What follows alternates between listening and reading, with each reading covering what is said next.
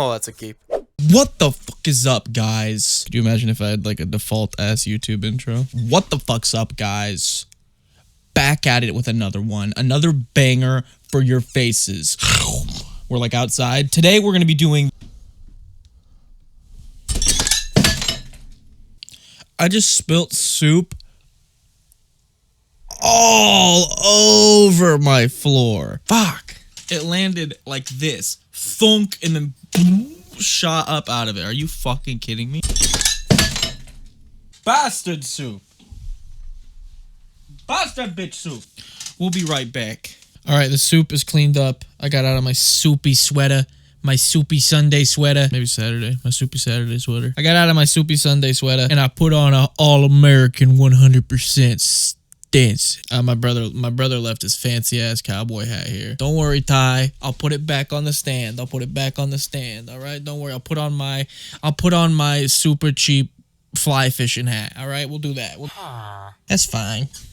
That's fine. First thing off the bat, my brother shared my video to Reed Duke, my video essay about Reed Duke, I guess, and he responded to him and said, amazing, I'm honored. He watched the video. Come on. And we got the Magic Historian in one of the live streams, and we've got him following the channel. We're making some gains. 10K by the end of the year. Try 100,000. But this is super hype. I'm super excited. The Magic nerd in me from like when I was like 8 is like super stoked. So this is going to be more of an update video about the Xantcha Sleeper Agent deck and where we are with it. The first thing I want to talk about is these 5 cards that I put up on the community tab of my YouTube asking you guys how you guys felt about them. You guys liked the Obnixilis, and I have to agree, just because in my head I was like, I don't want to run too many cards that are punishing people for drawing because it's not really a wheels deck. But if it's punishing just opponents for drawing, that's kind of exactly what this deck wants to be doing. It's like, hey, if you're in a control deck or if you're in a list that's like whole strategy is drawing, you might want to watch out because some of my cards are going to not like that.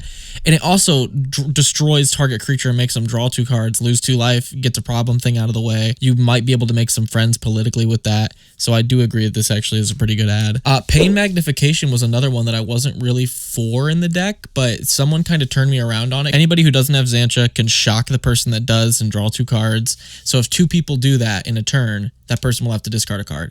You can do that each player's turn. So there's a possibility that this person's discarding 3 cards and taking 12 damage by the time it comes back around to you, which I think is a huge critical hit on somebody. Like discarding 3 cards, taking 12 damage each rotation when this and Xantcha are both in play is extraordinarily powerful. So I agree. I do think this is actually really strong in there. That which was taken was one that you guys were not feeling, and I was, and now that I'm looking at it, I'm really not feeling it either. I went to my local card shop. They had one. I was kind of talking to some of the people there and my cousin about this card, and I've kind of came around to where you guys are. I'm not really feeling it too much. It's too slow.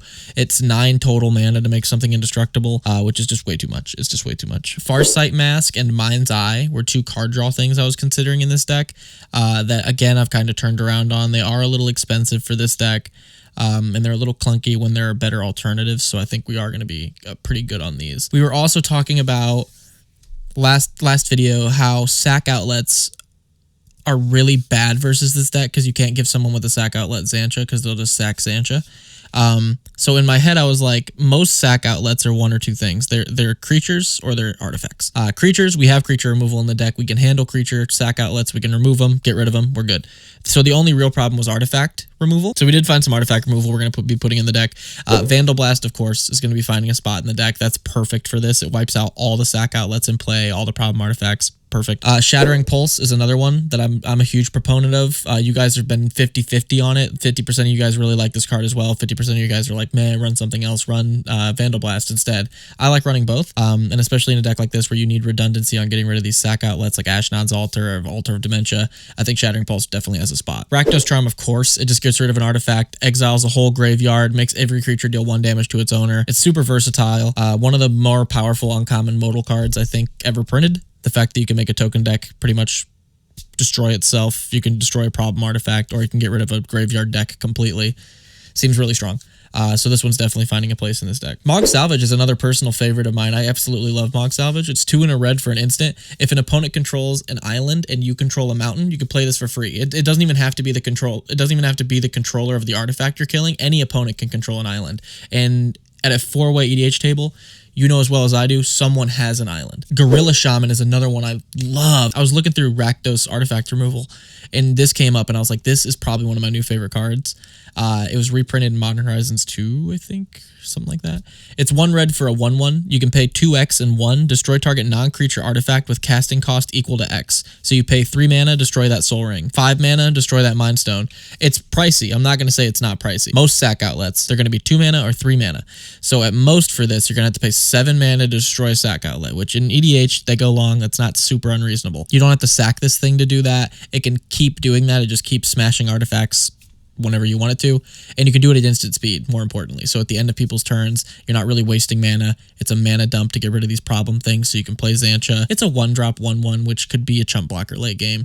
I really like this card. I think this card's solid. It can be used the turn it comes out. I mean, I think there's a lot of things about this card that are that warrant a further inspection into it, because I think it actually is a pretty solid card. So after that, we were talking about how to give Xantcha indestructible, and we came up with 2 ways. The 2 pretty much best ways in our colors that are available to us to give it indestructible are Daring Fiendbonder, which is 3 and a black for a 5/1 haste. Daring Fiendbonder attacks each combat if able. Pay 1 and a black, exile Daring Fiendbonder out of your graveyard, put an indestructible counter on a creature in play, put it on Xantcha, nobody can destroy it. Hopefully that person's stuck with Xantcha. It doesn't die in combat because Xantcha, again, has to swing each combat, so it keeps it alive. It's super solid. And the other way, Gift of Doom. This is a really good card that I actually found in my collection that I didn't realize I had. It is 4 and a black. Let me just go ahead and read it off here.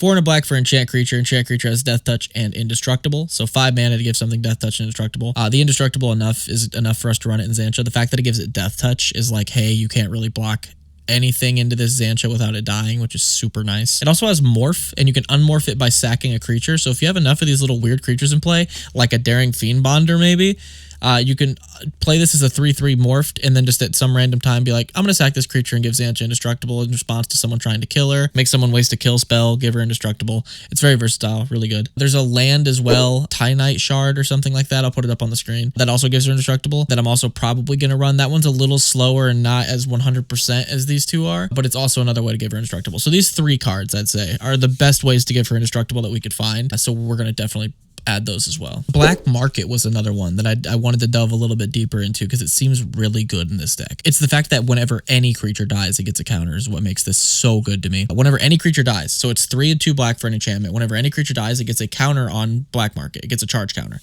At the beginning of my main phase, I get 1 black mana in my mana pool for each charge counter on Black Market. So in Xantcha, a deck where you're trying to give someone Xantcha and then dump a ton of mana into her ability to take them out, getting huge mana off Black Market seems perfect for us. And it's a 5-drop. Our commander costs 3, so there's no real clunkiness between the 2 of them, which is nice. And big mana in this deck is just exactly what we're going for. We also took a vote for how much mana ramp and card draw we should be running in this deck. 50 votes on the card draw.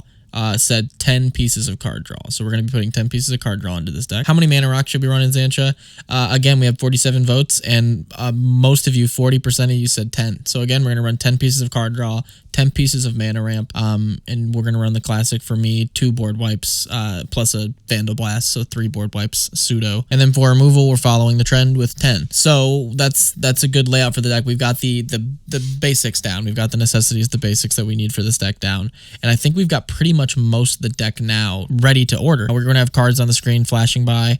These are all the cards that we found that have fit the strategy of like making people kind of question, do I want to do this? Do I want to make this move without taking damage? Do I want to do this?